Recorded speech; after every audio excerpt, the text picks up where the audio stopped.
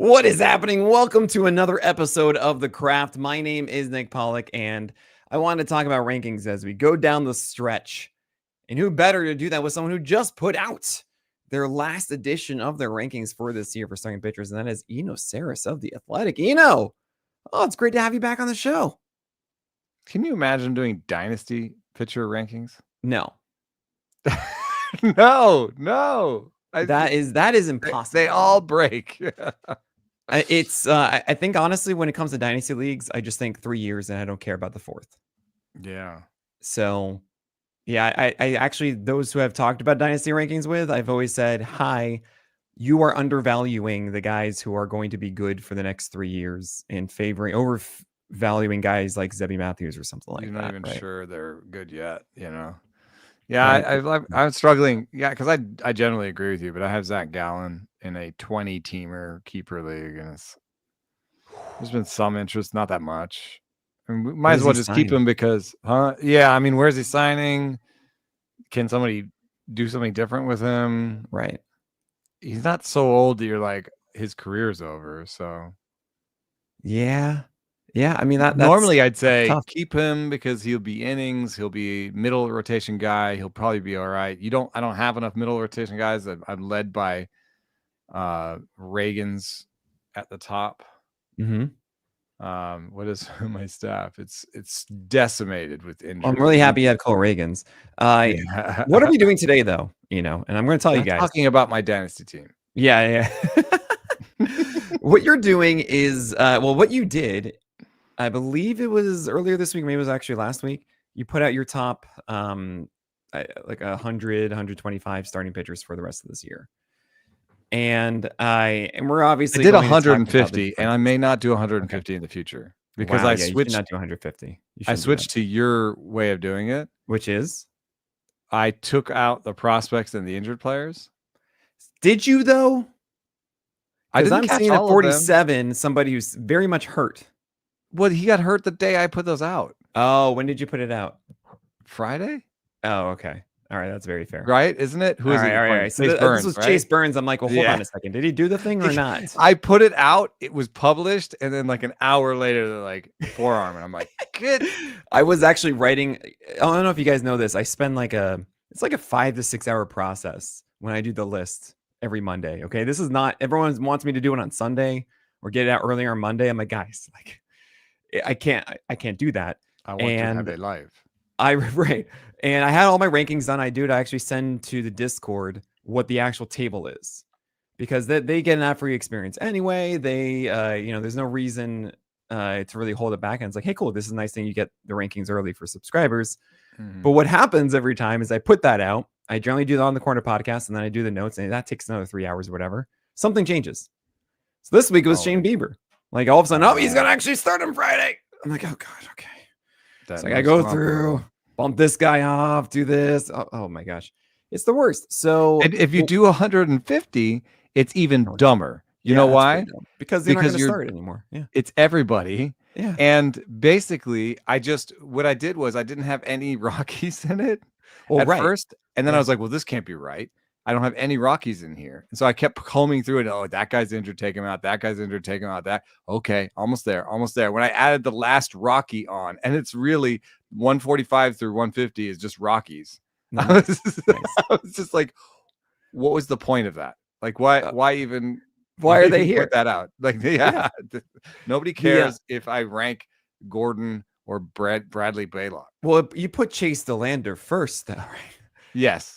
And in fact, he might not have been 145. He might have been like 135 or something. Oh, he has some interesting stuff. I mean, that's the funny thing too, is that we do this so often that everyone listening, you got to understand. For us, like I do the starting pitcher rankings every day for the streamers, and me, I debate between like 27 and 28. That I'm not recommending anyone to do, but I care so much. I'm like, I don't know. I will say today, I start to care less. Around 120. Yeah. I like really try to nail the rankings. So that's another argument for just doing 125. Because I really try to nail it around 100. I start putting in like, oh, I like this guy and it's interesting. And then at 125, I'm like, well, he exists. And That is actually a tier of the top 400. Is he exists here, you know, and it might matter. When you get to 150, it doesn't matter. I didn't know he existed until that's the last one. He existed and you forgot. Is the other no, just to even point out the Colorado Rockies stuff. But what I used to do back in like 2016 and 17 is I would have a certain blurb I would do every single time for a Rockies pitcher.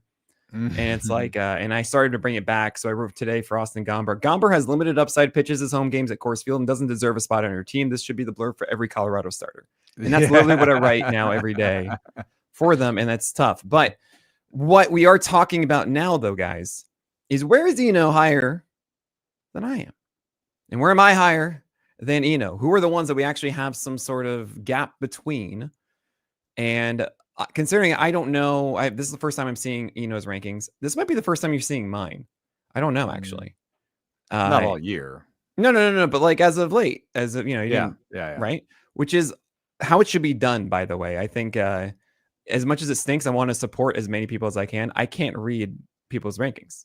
I just can't. I'm sure you're doing a great job because we don't want to dilute it, right? We don't want to get groupthink messing everything up. So I am giving a quick look at yours right now, and oh my gosh, there is one giant problem. Luis Castillo is at 24 for Eno Sarris. And I have him, I want to say in the 50s, something like that. So before I go into my whole thought process, I'm kind of curious where you're coming from with it and why you felt, you know what, I still see that this guy is going to pull it out through the next 6-7 weeks.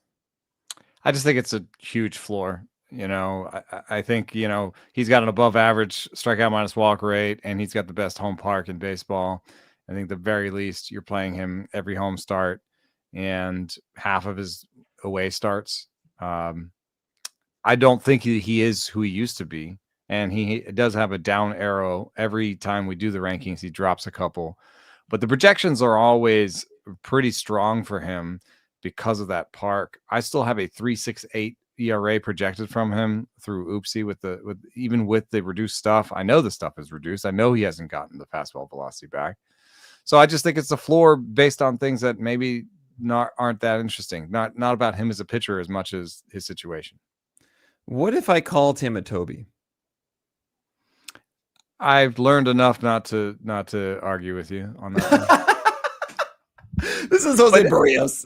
But if you put Jose Barrios in Seattle, like, it's already a little bit more interesting. So there needs to be you need to have like a Seattle Toby. It's, you're just joking about having a Rockies blurb, right? You almost need to have like a Seattle Giants version of that, where it's like, this pitcher is okay, everything about him is okay, but he pitches in Seattle, or he pitches in San Francisco. So those guys, Landon Roop, I think, not in San Francisco, is probably like a 4.2 ERA guy that's below a Toby, Interesting. I haven't been grading guys in San Francisco specifically on the same level as I have the T, that is T-Mobile Park. Should I be doing that? They changed the dimensions, and it's not quite the pitcher. So Seattle took over. Seattle became the most pitcher-friendly park after San Francisco changed their dimensions. But if you want to just sort of like crib, just want to have a thing in your head, I think you can say St. Louis, San Francisco, and Seattle. Those are the three I think are the most pitcher-friendly. It changes from year to year. In there? Yeah. But there's a little bit of an asterisk with PNC Park, I believe, with righties versus lefties. Oh, that's interesting. It plays a little differently from one end to the other. That stuff, that's so wild. I will say this about Castillo is I think you're very much right about Seattle, and I'm probably not taking that into account enough about being in that home park. And for the most part, you want to do that one. Like if the Yankees are going to Seattle, though, I don't know if I really want to. But I mean, he did show up in that game that we watched together with Will Warren. But I'm really worried about Castillo because it feels like guys are starting to realize how to attack him as hitters. The book is out that you throw four seamers upstairs, Castillo, and you throw sinkers up there too. And then your slider and your changeup are not as deadly as they used to be. And we can keyhole those low, and we don't really need to worry about them. And there's a reason why he's gone 5 strikeouts or fewer in each of his last 4 starts. I'm starting to really think that the degradation is coming and it's a real downward trend. However, where I have him right now is 60, and that might be too harsh. I don't think that 24 is quite understanding of that downturn, where I see like Nick Pivetta, for example, Nathan Eovaldi, the Shohei Ohtani, who's now at 80 pitches or so. Maybe we could. Where do you have Sonny Gray? Yeah, I have Sonny Gray around 28, I think it is. I have 34. Oh, 29, so close. We're really close. I'm just looking at Sonny Gray's projections. Pitchers Park, better K minus BB, better projected K percentage. Similar model numbers for me.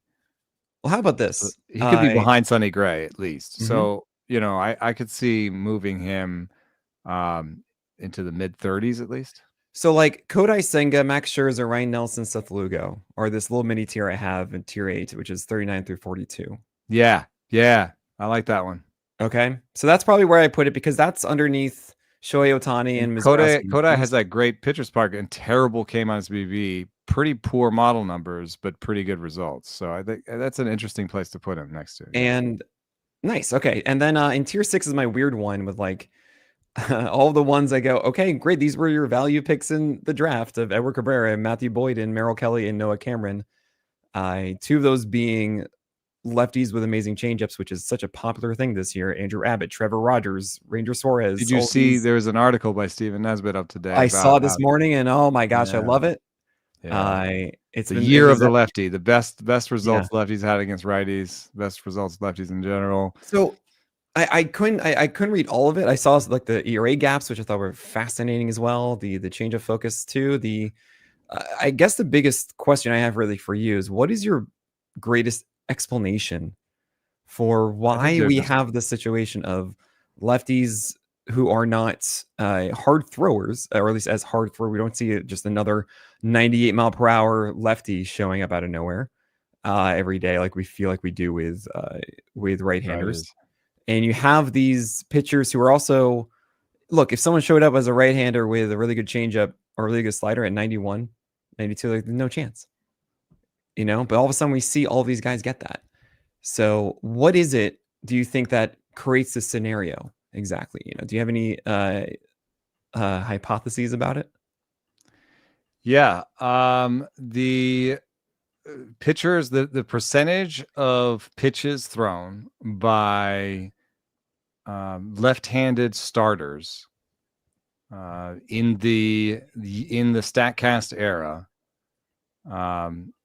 as a percentage of all of the pitches, is at its lowest in the StatCast era. So we started out, in 2015 with 18% of the pitches of all the pitches in baseball were thrown by left-handed starters, and it's down to 15%. Now I don't, that doesn't seem like a lot, but the difference between this year and that year, in terms of all pitches, is still going to be on the order of 8,000 fewer pitches. Wait a second. So hold on a second. 15% of all pitches are thrown by left-handers as starters?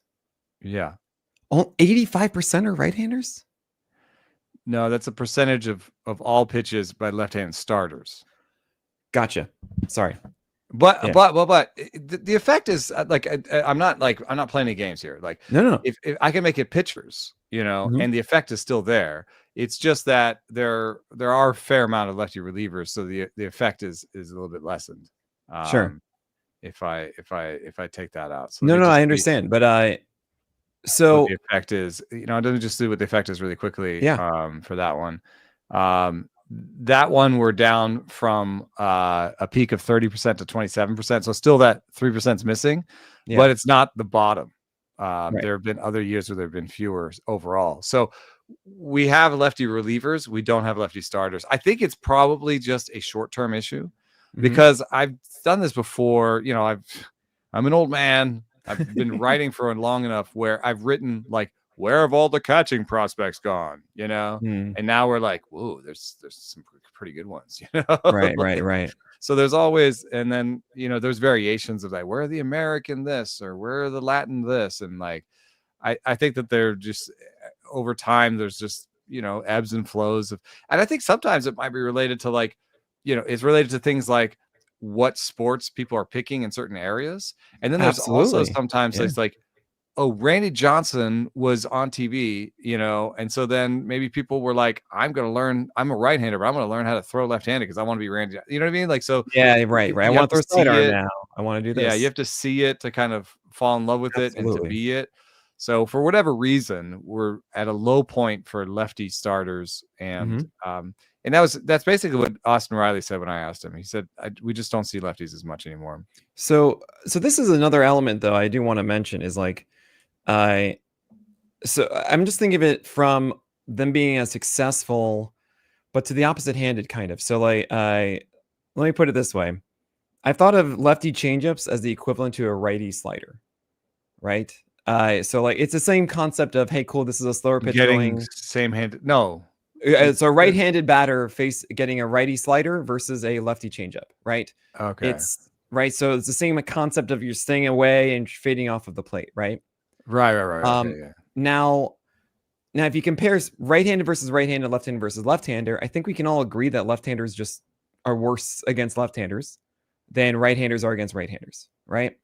Like the sinker is now being embraced more, which is that points to my explanation being right, I think, because you see a ton of right-handers. Well, so what I'm getting at is the nullifying is better. That is, lefties have a better tool more often against right-handers than right-handers have a better tool against left-handers, and they nullify their same-handed better, right? So that just makes cool, and now it just breeds the changeup being a changeup focused pitcher, and that means that a lot of the guys as they develop, well, if they're a changeup focused pitcher, what kind of pitcher is that? That's a command pitcher usually, which then doesn't speak to the high velocity ones. That doesn't have the high velocity, right? Maybe, yeah. So I mean, that's kind of where my head goes with this a little bit. Of how are they getting there in the first place with development? You also have fewer guys who have higher velocity to beat, which means then the bigger focus is on command because you don't have as many to compete against. Let's say like all the guys are who are 95 and harder are removed.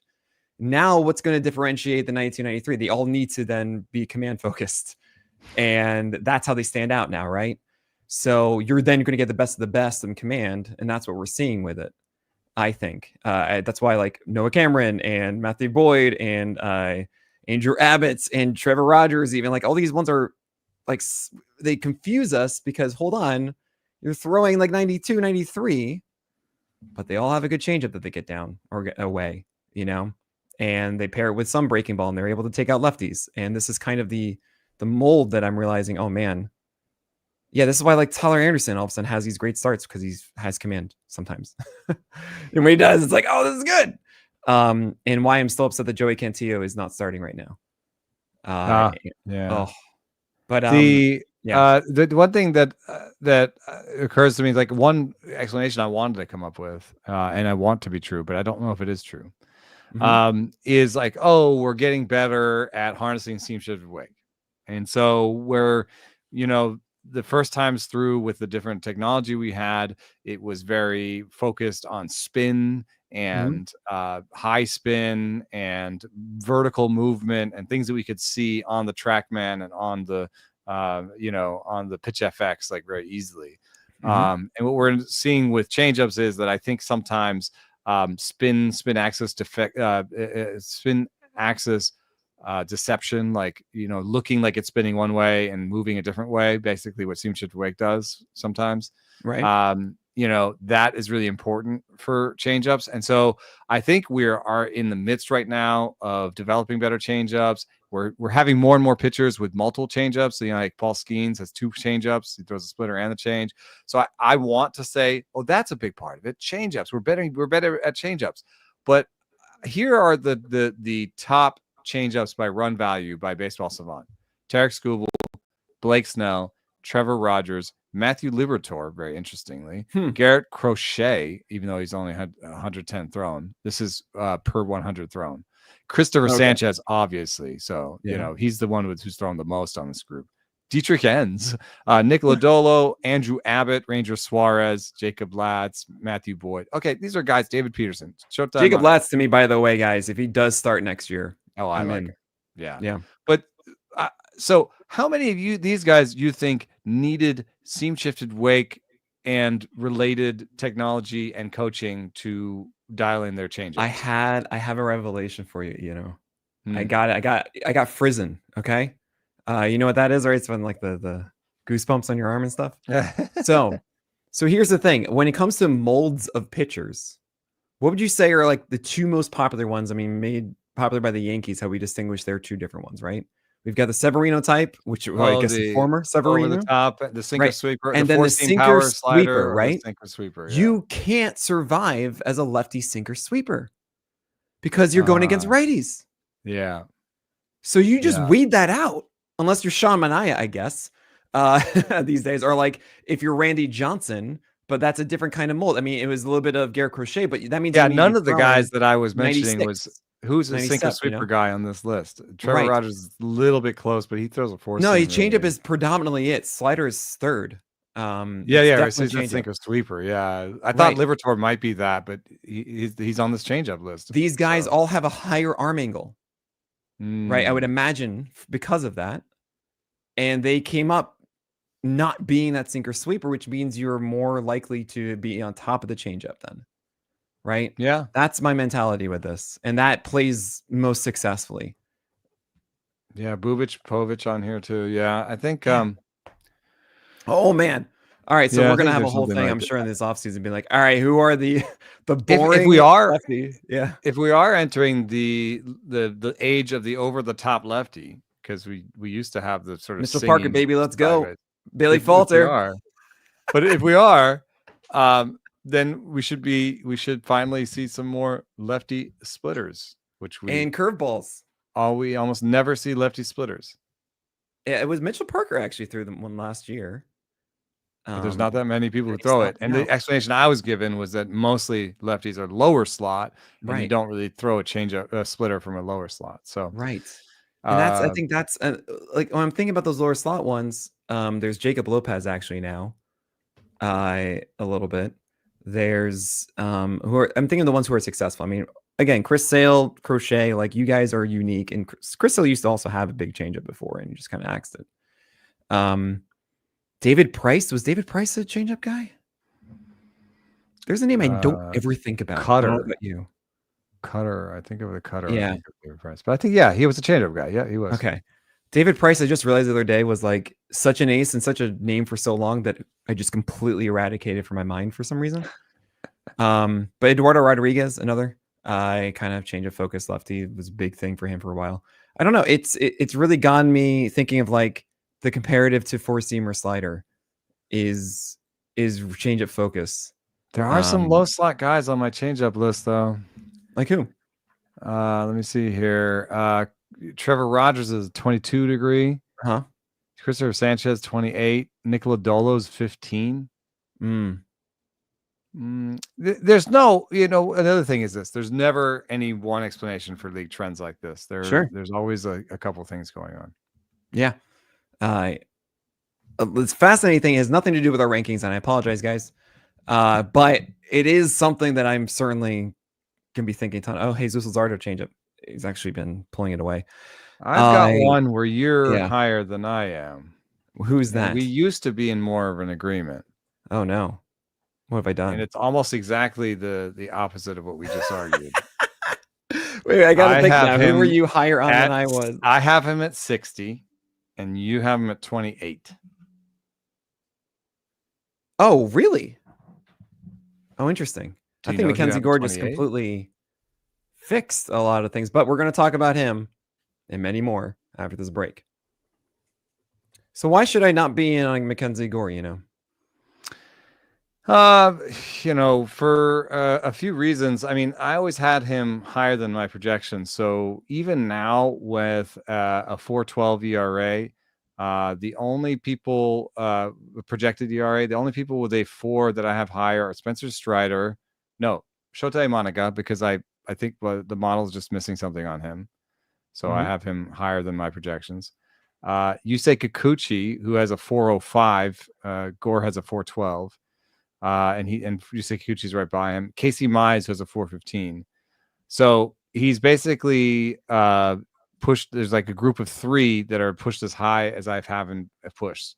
But I have pushed him closer to the 4s this time, just because he has demonstrated over the course of every season in his career a late season fade, which I don't know that it's predictive. It definitely hasn't been shown to be predictive for hitters, but for pitchers, when you have a career 3.87 first half ERA and a career 4.90 second half ERA, it's something that I'll notice, because I think that fatigue is a factor there that might be more of a big difference than it is for hitters. So I saw the fatigue. I saw the projections.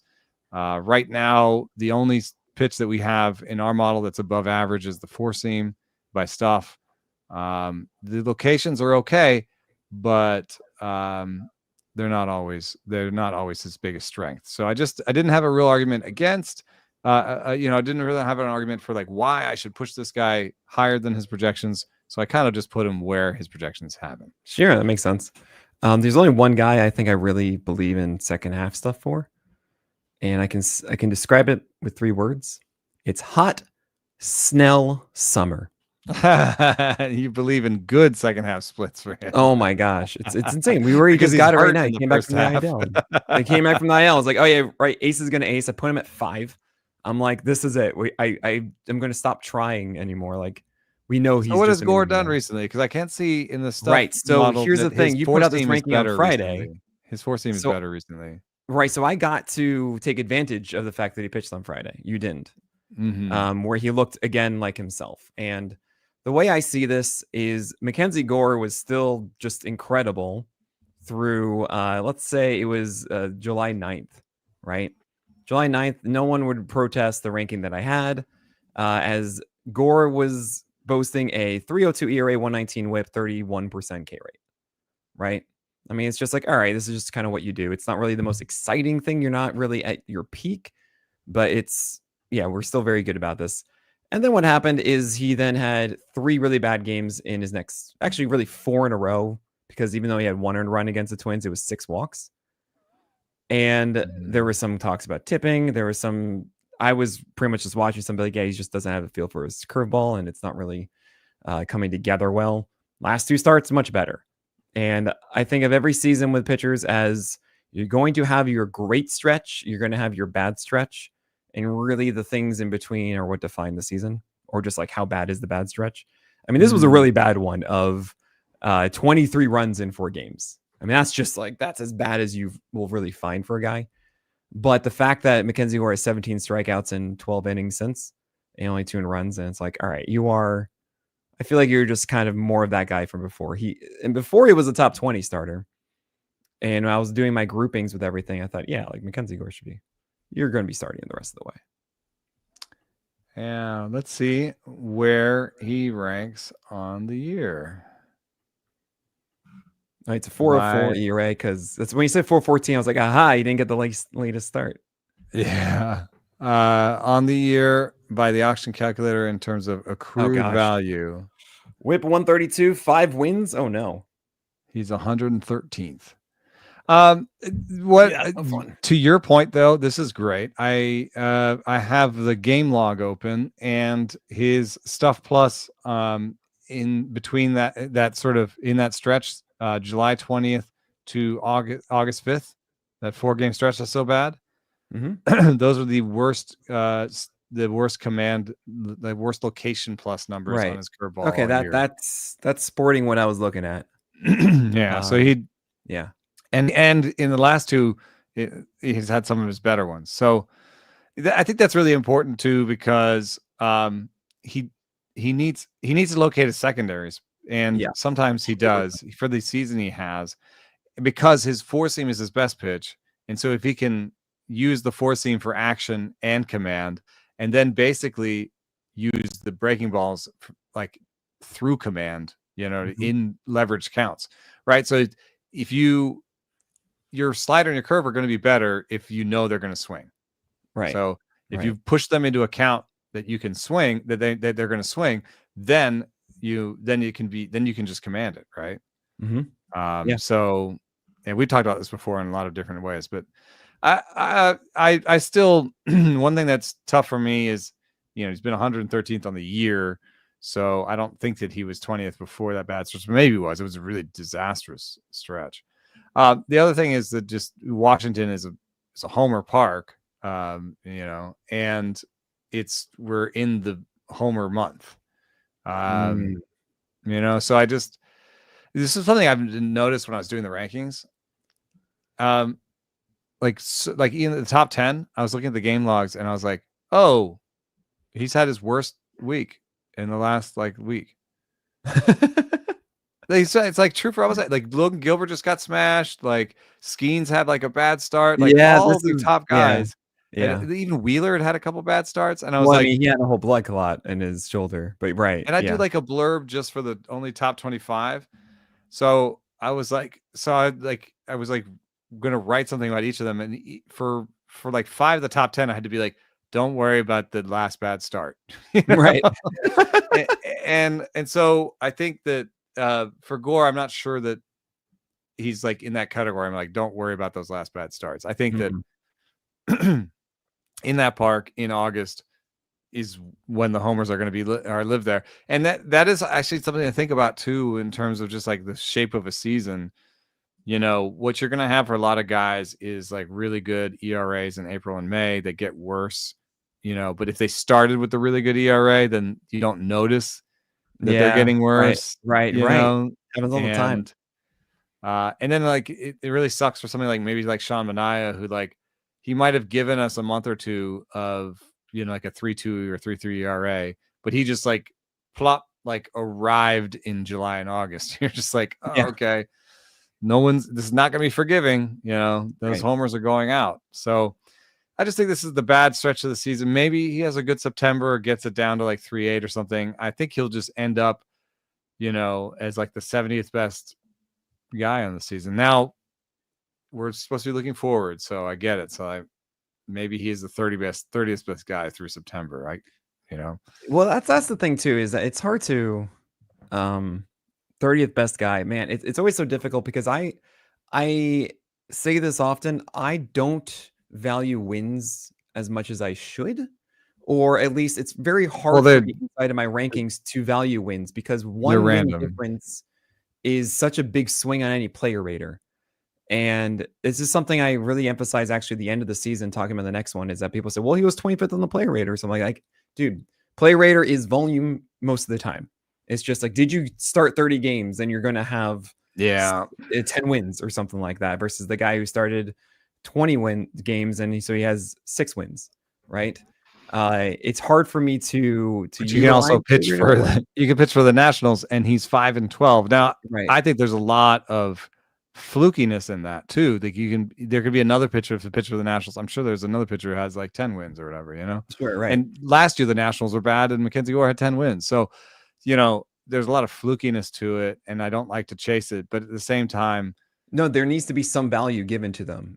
Yeah, he may only end up with like 8 wins on the season and like a 3.9 ERA and like a 1.29 WHIP. Like I don't even know if that'll be back end top 100, for the year.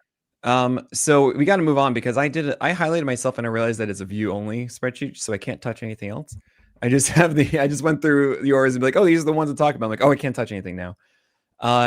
What I am seeing is, just to pin this completely on the left-handed changeup kind of thing, these rankings that you have are very anti the success of a lot of these southpaws so far. And so the ones I'm seeing, for example, is Ranger Suarez at 48. I'm seeing Andrew Abbott at 70. Noah Cameron at 84. Trevor Rogers at 90. And my takeaway from this is like, okay, oopsie doesn't like it. And yeah, that's a big part of it. I just have because I have those guys pushed about as high as their projections. Like Ranger Suarez has a 393. The three guys ahead of him average out to like a 3.8 ERA projection. He's basically one of the highest 393s, that sort of level. And Andrew Abbott has a 4.48 ERA projection through Oopsie. He's right behind Lana Roop, who has a 3.96. Yeah, so the thing is, from my perspective, I push those guys higher than my model suggests I should have them. Right. And so I don't know how far to do that, because we took in Stuff Plus, we made Is He a Lefty a feature? Yeah, sure. Because lefties were not modeling right. So we've already tweaked the model to help lefties. And so that's already under the hood in the projections. And then I'm already pushing them as high as like I feel comfortable to.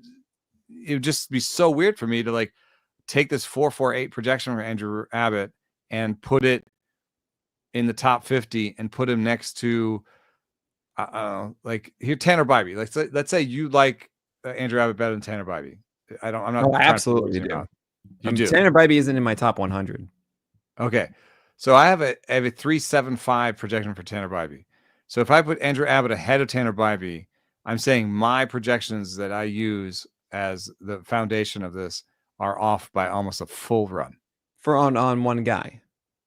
Yeah. I think maybe it's like both ways. Maybe it's 50 each or something like that. Yeah. I mean, that seems like too much to me. Then it'd be like I totally understand that. I guess that would make me benefit I have. I can just kind of go with whatever I want. I don't have any be like, you're wrong. But I mean, it's just really hard. It's so difficult on my end because it's like, look, the dude has a 2.28 ERA right now. Andrew Abbott has the ERA is not predictive. No.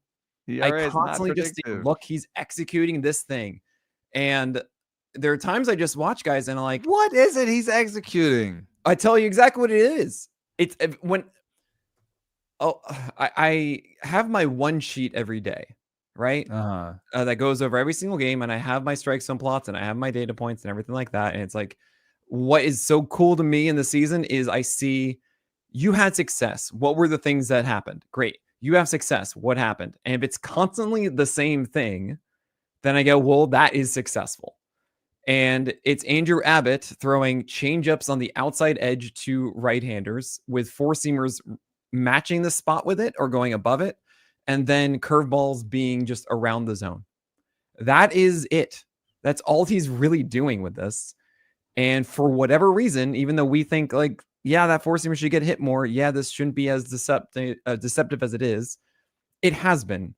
And I think I'm at this point of the season where I'm not going to tell you that it's a 2.30 ERA, but I'm also going to say, yes, every single fantasy team should have this man rostered and started because it is continuously worked. And even with the bad stretch where he lost that feel for a second, it has returned, right? He had another start where it's just like, great. Okay, never mind. We're past that moment.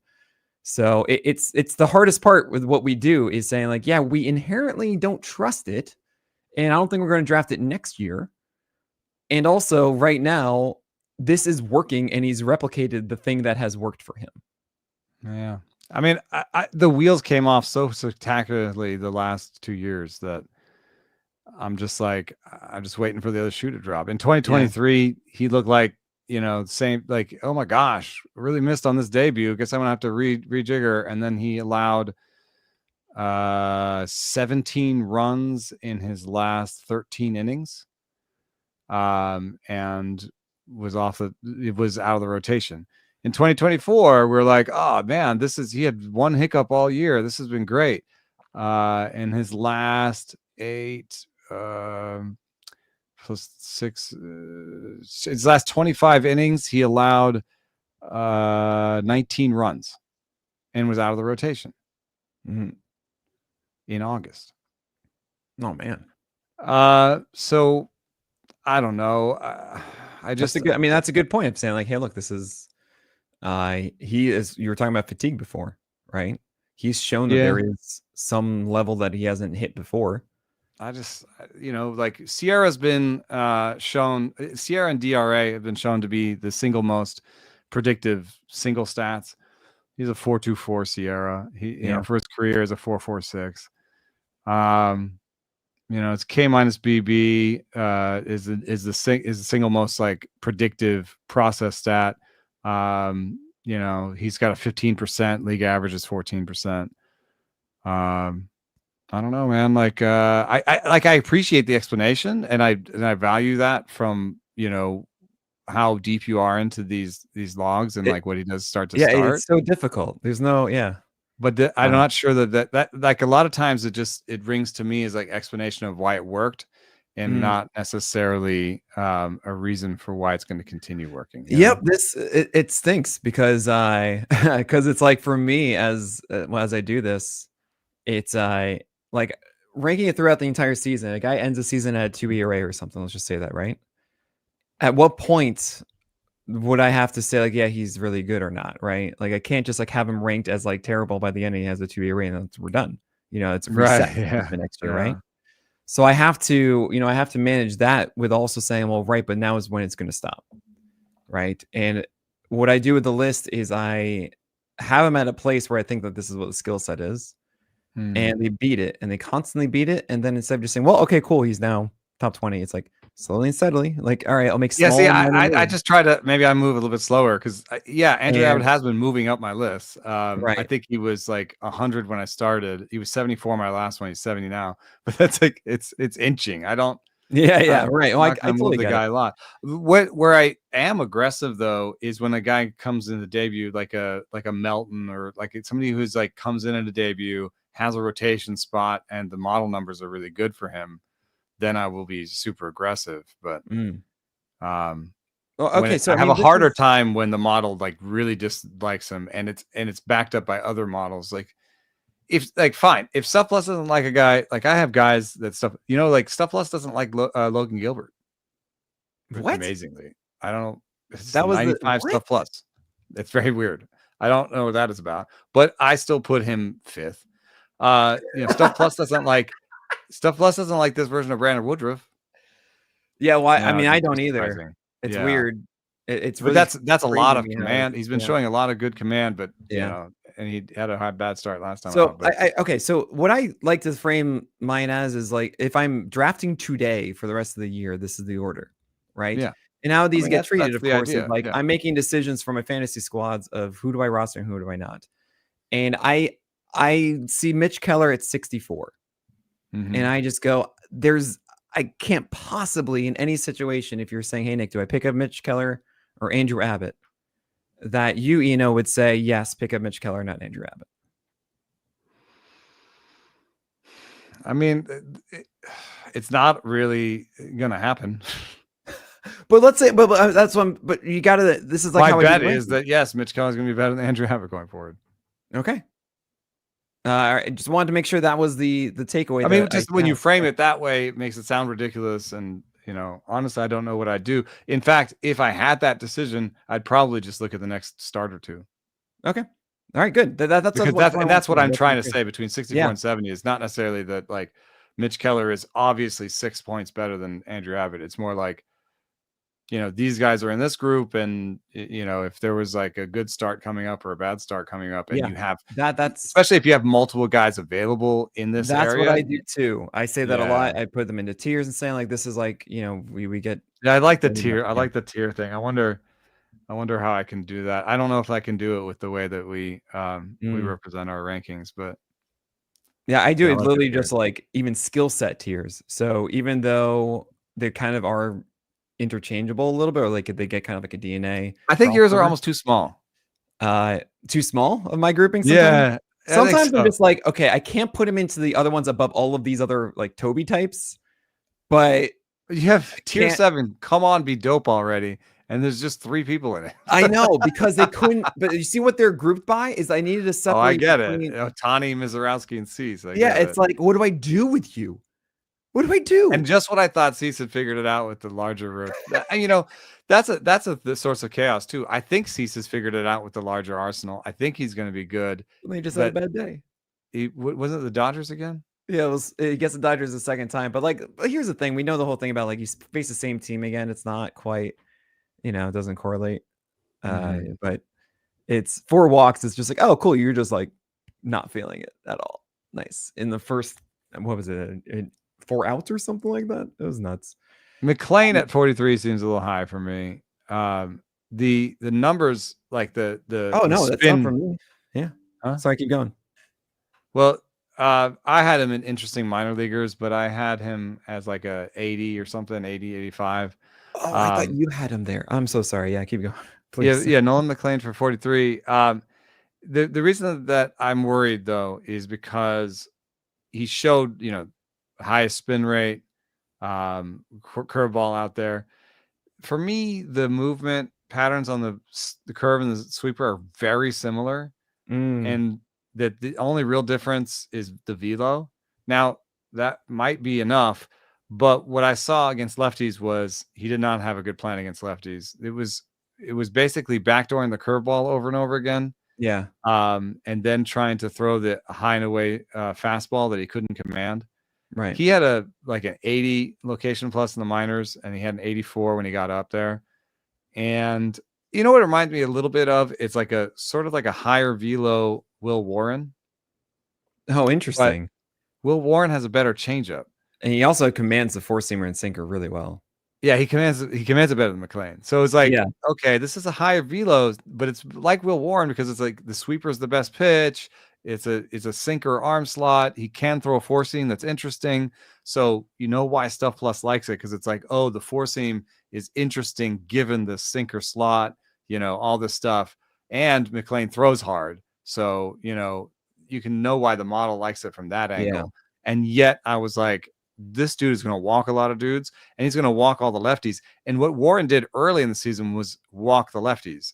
But what he ended up doing was really dialing down the fastball usage. Warren did, and against lefties, and just being basically a slop pitcher against lefties, but commanding the slop. And I just don't know that that's a road forward that McLean has. So I don't know how to help McLean solve his lefty problem. I think he has a lefty problem. In the minors, he had a 26 K minus BB, 26% K minus BB against righties, a 7% against lefties. Yeah, that's a really great point. I wasn't aware of that. I probably am too high on McLean. Based on McLean, it's McLean. Should I say McLean? McLean. I'm gonna go with McLean. But the big difference I do see between Warren and McLean, and by the way, Warren, is just what's my changeup? I don't know. It's gone now, which is the funniest thing. Oh, I didn't mention. What are you doing? I was why? This is great. Model never really loved it, but when he commands it, gosh, it drives me nuts. But with McLean, I do think that the curveball, yes, he did try back foot it a lot. It was also with the sweeper as a big called strike pitch for him. And I see that just being, those are 2 really good breaking balls in my view. I see that as, okay, this will always be present. And the biggest question I do have is, right, the 4-seamer and sinker, how are you going to utilize them? Are you going to always be behind batters or struggling to really get ahead of batters with those fastballs? And I should have done a little bit more research on what he's done through the minors, because I take that away, especially in an MLB debut, as a little bit more of adrenaline. Saying all right, 4 walks, you're probably not going to be that. You just need to get these in the zone and you'll be fine. That could be, I mean, but that could be part of it too. 7% to lefties is a very stark ratio of K to walk, right? Or K minus walk rate. So that's something that does make me a little more concerned. There's also the conversation about how many innings he's thrown. It's 119 right now. He threw about 100 last year. How much are the Mets going to push it? Well, I think if the Mets is yo, we don't have an ace. You're an ace right now. Yeah, we're auditioning for aces. You're just gonna let you go. We had Tim Britton on our pod on yesterday, and one thing that he pointed out to me, because I was we're just auditioning, and so I was maybe it won't be McLean, maybe it'll be Tong, maybe it'll be Sprout. Yeah, I hope not for Tong, just because they've told us no the entire time. And I would be so upset. Come on. But here's something he pointed out. They're not on the 40. Oh, Sproat isn't either? No. So if they want to put them on the 40, they don't have any optional guys. The only optional pitcher they have is Reed Garrett, who they're not going to option him. They need him. And so they would DFA Paul Blackburn, no? That's what they DFA'd Paul Blackburn. But the next person who's a candidate for DFAing is Frankie Montas. And they owe him $17 million next year. Yeah. So they may not be as quick to DFA him. Ooh. Okay. So anyway, so it may just be McLean or bust. Just taking it then. Yeah. I'm curious. I mean, you have like the comparisons of other guys like this, and we're going to go into this in a moment. Of like Luis Heel, you have your Zebby Matthews, you have your Emmett Sheehan's. I want to talk about those also because these are the young ones that we're kind of waiting a little bit to do more. And there's actually two. There's Spencer Arrighettii and Luis Heel. You have a massive gap on. I want to get more into that one after this break. So the Pasta Pirate, Spencer Arrighettii. He's at 83 for you, while Luis Heel's at 52. And the way I see it is that Arrighettii is someone that just needs to gear up a little bit. We saw that last year, and then he exploded in the final 2 months of the year. And what's fascinating to me is that both Heel and Arrighettii have a good fastball with a secondary for whiffs that have a propensity for walks on winning ball clubs, who we both think are like, hey, these are good upside plays, but we don't quite know how they're going to play out the next month and change. So I kind of have them attached wherever I rank them at this point. Yeah. And I see there is fair for you to point out like how similar these guys are and how far apart I have them. I don't know. I think that one thing I was nervous about with Arrighettii that is, again, these are things that not necessarily have to do with them as pitchers. But the Astros are getting healthy. So they got Christian Javier and then Luis Garcia. Now, you don't like Javier, I know? Yeah. Huh? You don't like Javier either. Sorry to interrupt you. Well, what's weird about Javier is that he's throwing all these other pitches and the model absolutely hates them. I think he has like a 0 stuff plus on one of his new pitches, a sinker or something. So that's dragged down his projections, and I have him way higher than his projections say I should. He has a 4.73. Oh my gosh. And I have him in the 4.2s. Yeah. Maybe I should have him higher, but again, that's like when it's that red, you're like, ugh. Anyway, so Javier's back. Luis Garcia's coming back. McCullers. McCullers. I think Arrighettie's safe because McCullers been hurt a lot. Luis Garcia's not all the way back. He even struggled in his last minor league. Yeah. So, I have Arrighettii with other guys that have jobs, but I have Arrighettii like near Jack Perkins and Jack Leiter, and even Noah Cameron, where I'm like, is there a chance they get shut down or they get moved out, or you know what I mean? Like they don't make it all the way to the end of the season. Cade Cavalli's there. You know what I mean? Like, yeah, this is a group of pitchers. Cam Schlittler.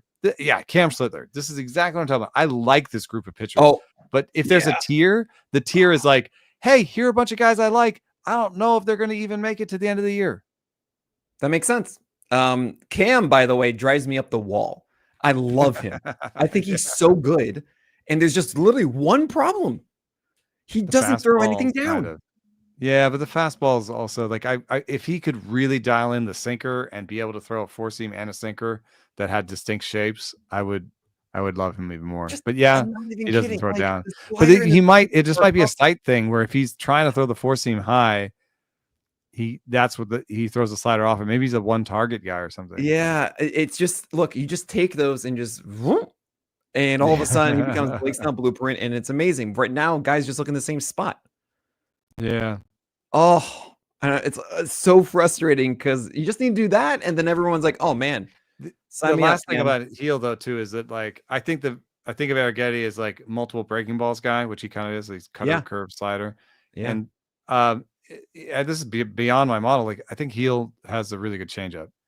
Oh yeah, so I see him as like changeup, slider, 4-seam. Like I think it's the triangle. Like I think he actually has great stuff. I think that the model I agree with you on that with Heel. The problem the model doesn't capture it all. I don't believe in his ceiling for command. Yeah, And I do think that Arrighettii last year watching him had a lot more control and also had more backup options. Like he has a 6-pitch mix, right? And it's more things to, we've talked plenty of time about having a larger arsenal is always better. Like how is Skeens Wait, now? this Javier now? Yeah, Javier is like 5 now or something. It's a curve sweeper. Wait, who are you talking about that has 6? Sinker, 4-seamer. It's funny. Arrighettii has 6. Arrighettii has 6, yeah. And so that to me makes it feel a little safer as like, okay, cool. You're going to find out like 2 of these on a given day. You're right. And he'll actually have 3-pitch arsenal is small. Right. And it's frustrating to be like, dude, where's your changeup today? Okay. Oh yeah. He's slider. Like, all right. The bad games, he's like hitting people with the changeup. And the efficiency is he's not like going to be a 6. He's not going to threaten 7 innings, Yeah. Like you're really happy if he gets 6 with Heel. While I feel like Arrighettii eventually will, but if you want to talk about, let's say I'm too high on him. Next 2 guys above him, there's got to be a guy that you think I'm way too high on too. Oh, way too high. I mean, you're too high on Kikuchi. He's just too much of a maddening man. I don't really have. You know what? I don't have an idea with Kikuchi, man. I thought I was like he's done, and then he rattles off a great stretch, And I know he's been tinkering, and there's like these little changes being made. Mm-hmm. I was just like, you know what? He's a 4 ERA projection. Let me just put him with the 4 ERA projections. I don't want to think about it anymore. Like it's every time I think I figured him out, he does the opposite right afterwards. Yeah. That's it. Shane Baz though. Oh, Shane Baz is the one I've highlighted. He was the next one down there. I mean, you were talking about Tanner Bybee, who I think at 42 is like I can't. I love him for next year because I think everyone's going to be that's where I get in trouble because I play too many keeper leagues. Like I would, I have Shane Baz in a lot of places in keeper leagues and stuff. I've even picked him up, after other people dropped him. I'm taking on Shane Baz shares for next year in a lot of places. You know what? I would never have done. Started him in that game last night. Yeah, well, right. Just in home Tampa against Bay the Yankees with Judge in there now. It's like, come on. I was just talking to Ryan Pepio about pitching in Tampa. He said, you see us all looking at the board. And I was like, yeah, like, velo or whatever. He goes, no, all of our pitches move completely differently in Tampa. We have no idea what our pitches are going to be on any given night when we step on the mound in Tampa. Oh my God. Then you add, have you seen the mound controversy? Carlos Rodon fell, in his start, last night. No. And then he asked them to come out and fix it. And he threw again. He fell down again. Oh my gosh. And people have been saying that it's like the mound is super hard. So it was the same thing in Sacramento too, right? Yeah. These minor league parks. It's almost like we shouldn't have guys in minor league parks. I'm just, Yes. And that's what, then Pepio was like, Lord willing, like we're going to be back in our regular park next year and it's going to be so much better. And I said, it's like pitching in a lab, right? And he's like, yeah, pitching in the Trop is like pitching in the lab. Everything does exactly what it's supposed to. Oh, man. I'm so excited for next year. Right. So I'm like, I believe in Baz. And so why do I believe in Baz? 4-seam has good shape and good velo. Knuckle curve is by Stuff Plus the best knuckle curve. It's good. I know there's a slider cutter thing, but I believe in the cutter thing. It's a little bit like Wainwright, where it's the cutter has actually introduced a couple like last 2-3 starts. He's been pretty good. I think. Love it.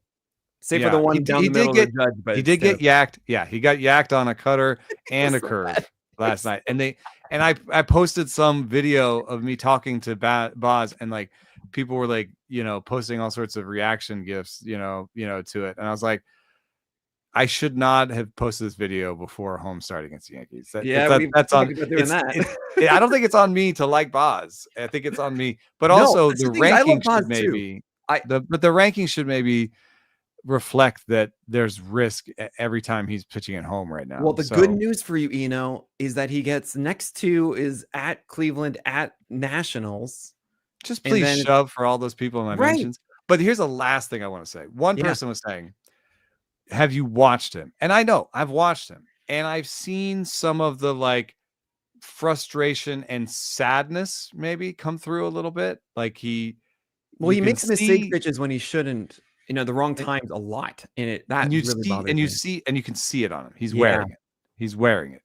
Even when I talked to him, I was like, this person's not super happy right now. He's well, he always looks like that. Yeah, he does a little bit too. but the other thing is though, is like I think that sometimes our eyes lie to us. Mm. And so like we as human beings, I think, are very much about what's happening right now. It's hard for us. It's really hard for us. We want to be in the moment, and it's good to be in the moment, but it's also hard for us to think about ourselves on a continuum and be like, I am this right now, but I used to be that, and I'm going to be this. Like, it's really hard to do that, right? Where you're like you're in the middle of thinking that way, maybe the most you'll ever be, where you're about to get married, and like, you have to think of yourself. You're like, I am this now, and I'm going to be that, and I was this. You get reminded of your bachelorhood. And then you get your friend Eno telling you got the dad jokes already, like, so you at this moment in your life, you're actually maybe the most able to see yourself in 3 time dimensions, right? Oh, as opposed absolutely. to just being like, but when you're like a 20-year-old, 25-year-old pitcher, you cannot see, you don't care about the past, and you cannot see the future. All you can see about is right now, and all you're doing is stepping on your own appendages. Yeah. And good job, I'm proud of you there. you get sad. And my example for this is Logan Gilbert came up with Seattle. And if you used your eyes to scout Logan Gilbert that year, you would have thought there's 0 chance this is a good pitcher. There is no chance. And I don't care what Nick Pollack says about his extension. And I don't care what Eno Sarris' stupid stuff number says. I'm watching this guy, and he is sad, and he's walking off the mound with his shoulders down, and he just looks like he's never going to be good. And I cannot believe in that dude, because that guy has 0 mound presence, and I am not into it. You know what you need to, how you get mound presence? You win a little. You have some good, you make a good adjustment. You grow, you suffer, you win. You get on the other side. You get older. That's how you get mound presence. Yeah. Do you think Jake DeGrom had this mound presence when he first came out of the womb? You know who has really good mound presence right now? Who's that? Andrew Abbott.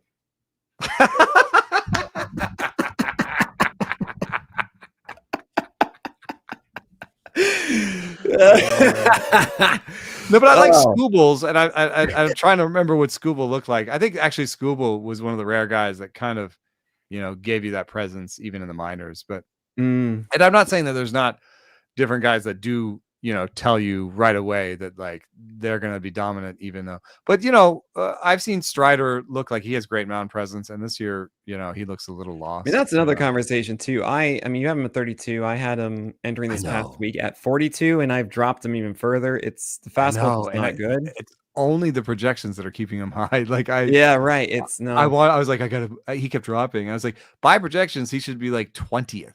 Yeah, but it's because it's saying like, hey, the fastball's not going to always be like this. I'm like, no, I think it is. It doesn't look good. I think I think my ranking for Strider is too high. But the other last ones before we run out here, and by the way, I'm with you on Boz here. I think like this is going to be better for him. It's just right now it's kind of tough because he's going through it. Yeah.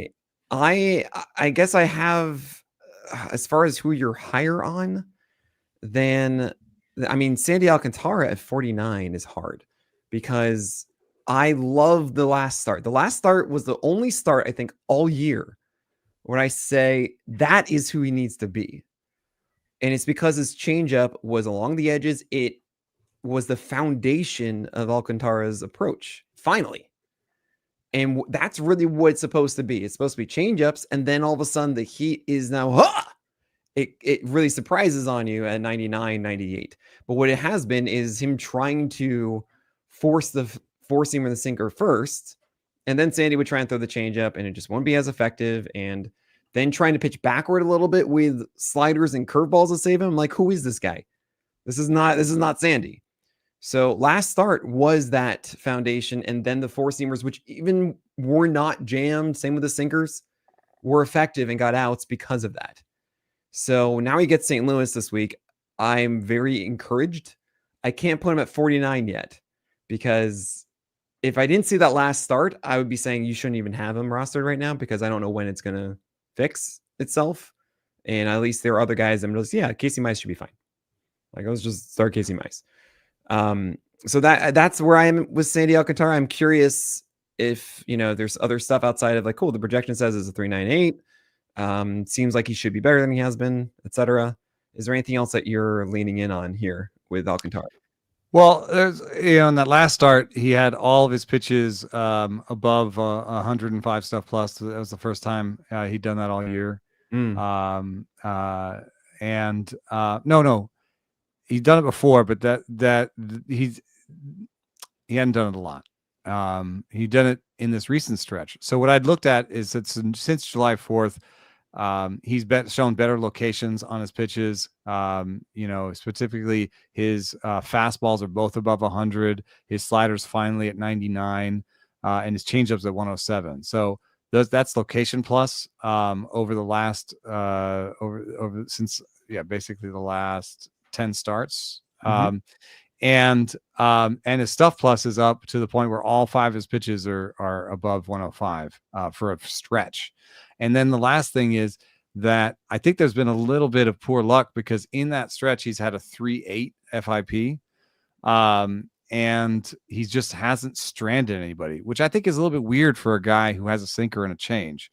He hasn't, like, every runner has scored. And I think there's another way of showing this. It's like against Houston, he pitches 7 innings, 5 strikeouts and 1 walks. I'm not suggesting that Sandy, with a 50 rank, I'm not suggesting that Sandy's going to go back to the days when he actually struck out a lot of guys. Well, right.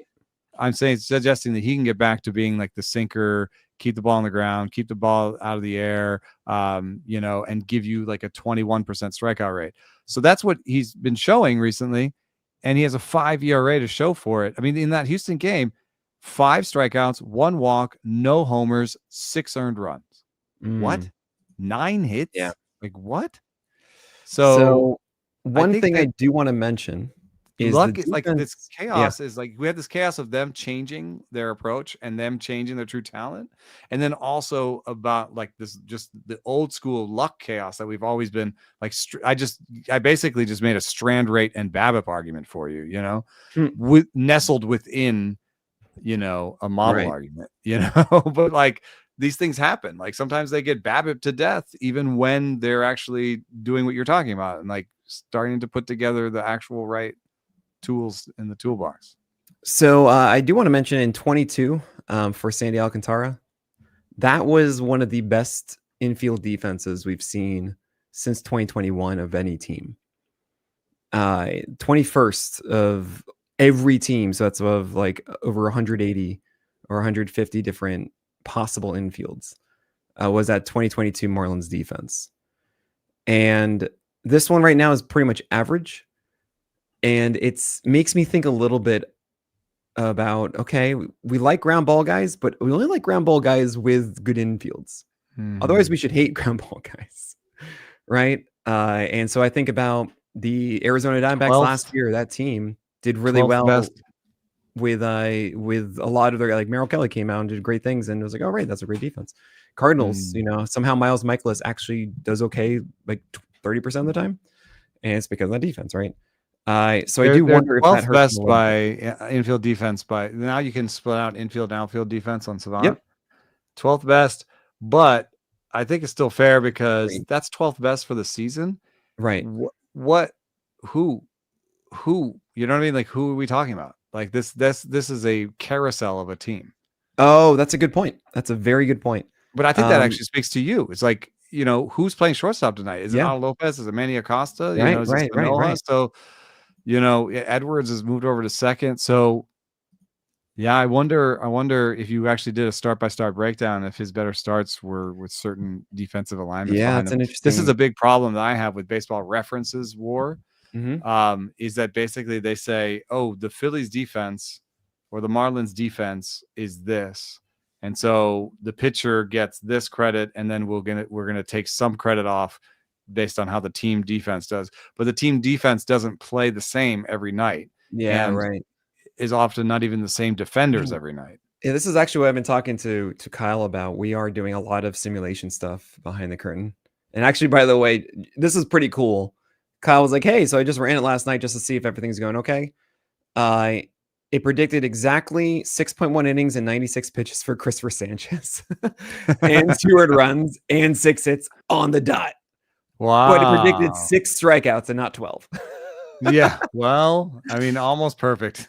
Right. But it's like, okay, we're doing something right here. And it's been part of one of my holy grail projects is creating an ERA estimator rooted in the exact things that happen. And saying, look, you deserve to have an ERA of this or that based on, you had a clean inning, then you threw your worst pitches. So you should have had this. Yeah, and then we DRA can say, is a little bit like that. Yeah. and then we can account say, for the umpire, right. And say like, cool, you threw this pitch that should have been a strikeout. So you know what? Like you should have had 0 ERA instead of a 5 ERA because that should have gotten you out of the give you that strikeout. And then all of a sudden you had 3 more or something like that. And what I would really want is be able to say, great, this was the exact outs above average that you received on like hits. And like this was been the average one and we already have hit luck based on probability of the pitches that you throw. Like we were calculating like how many hits you should have, which is incredible that every year it just averages out like middle is 0. Like, yes, we did it, so hit luck is our version of BABIP essentially that says like, you deserve it or not. But something I think about a lot with numbers on Sandy. I don't. Oh, okay. This is just me to talk about. Yes, I wanted to get there. Oh, okay, good. we will get there. But Sandy is a really tough one because it really hasn't. It's like I want him to take that step really with that repertoire, and it feels like he is, but it's not quite. It is really tempting on August 20th. And just to sum this all up, I think it's really tempting on August 20th to just basically almost rank by ERA. Just be like these, they've gone this far. That'll be who they are. Yeah. And I think that is probably most frustrating when people engage with my rankings when I sort of refuse to do that. I also know that like what's like frustrating for both of us might be that like when we look back, somebody can be like, oh, well, Chris Bubic ended the year with this ERA. And so you were wrong. And it's like, well, when I had him ranked with a 4 ERA projection, and you were so mad, from then on, he had like a 4.2 ERA. So I'm right. Yeah. Right. I've done that. Well, the last one I got to mention here, last one is one that I've avoided a ton. And it's been, honestly, it's been kind of nice how quiet it's been for the last like 2-3 months. Initially at the beginning of the year, I think the biggest hoopla about my rankings was I had Lucas Giolito at like 37 or something, because when I first saw him for the first 4 starts or whatever it was, I was like, oh man, you are a 6-inning guy for a winning ball club who's going to have like a 3.5-ish ERA, whatever, with a strikeout per inning and like a decent whip. Like this is the kind of Holly that you just don't think about, right? That's a better version of a Toby. It's just like, great. And there was so much discussion about like how ridiculous I am because of ERA and stuff. Then he was amazing and it's been silenced, fortunately.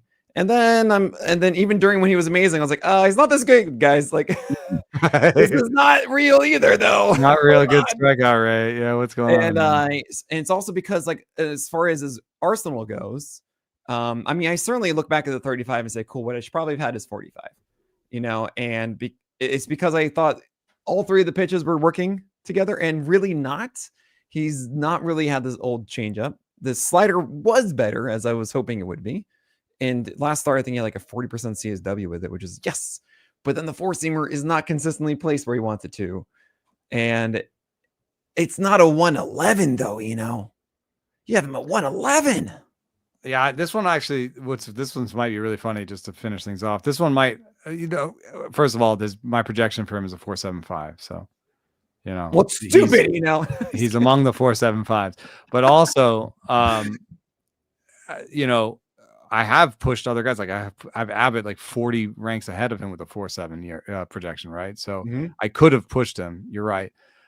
I think that here's the dumbest explanation. I mean, his K-minus BB also is below average. So I don't have anything where anything in my normal, like, I don't have any green for him, so it's like, oh, why do you have him here?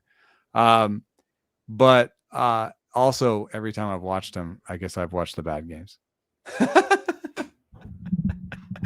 Yeah, I get that. Like I watched that Padres game and I was like, oh gosh, this is, okay, I'm not missing anything. Yeah, I've got him in the right place. He has other good games right around that one.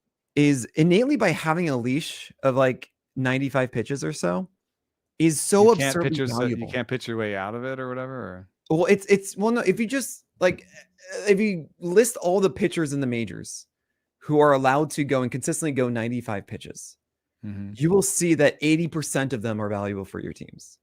Right.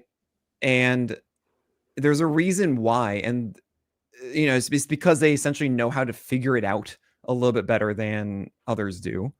Or also their R&D department has decided like this guy can actually maybe touch the third time through the order. Right. That's actually a phenomenal point. Exactly. Yeah. And it's also when you see that with a 12% K minus BB, which is a little bit below average, but also okay, cool. You have some strikeout ability. That then takes that a little bit higher for me. Right.